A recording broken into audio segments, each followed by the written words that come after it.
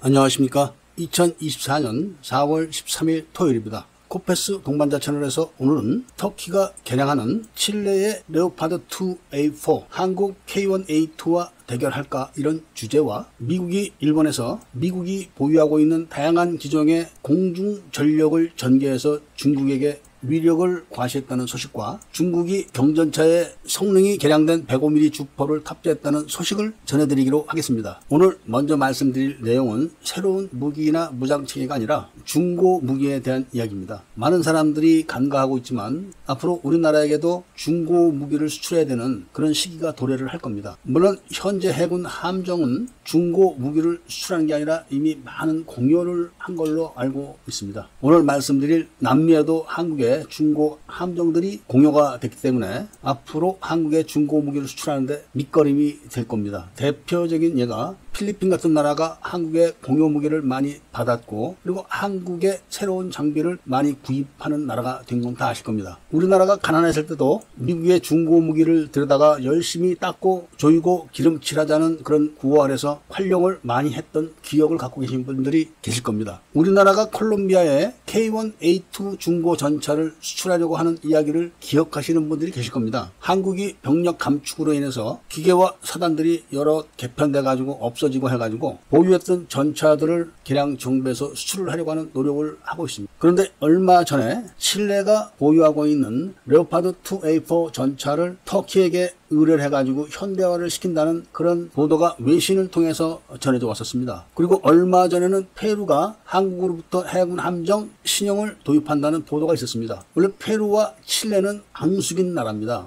전쟁도 했었습니다. 칠레는 백인 계통의 주민들이 많아서 은근히 패권 지향적인 나라입니다. 그래서 과거에 페루와 볼리비아가 한편으로 되고 칠레가 이들 두 나라와 전쟁을 해서 이겼었습니다. 현재 페루는 T-55 전차를 보유하고 있는데 이 T-55 전차가 얼마나 노후된 거는 다 아실 겁니다. 그래서 이번에 칠레가 보유하고 있는 레오파드 2A4를 전량 현대화를 시키기 때문에 페루로서도 가만히 있을 수는 없을 겁니다. 그런데 T-55를 현대화 시킨다고 해도 이게 문제가 많은 겁니다. 당연히 페루도 한국이 콜롬비아에 K1A2를 전량 현대화시켜서 수출하려고 하는 그런 사실을 알고 있습니다. 어차피 한국은 K1A2를 현대화시켜서 저가로 수출하려고 하는 겁니다. 페루의 입장에서도 T-55를 현대화시키는 데 돈을 쓰는 것보다는 한국의 K1A2를 도입하고 구형 T-55는 치장물자로 전환하는 게 좋을 겁니다. 만약에 페루가 한국의 K1A2 중고 전차를 도입해서 보유하게 되면 칠레도 페루를 어느 날 갑자기 침공할 수는 없을 겁니다. 얼마 전까지도 칠레와 페루는 국제사법재판소에서 영토 분쟁에 대한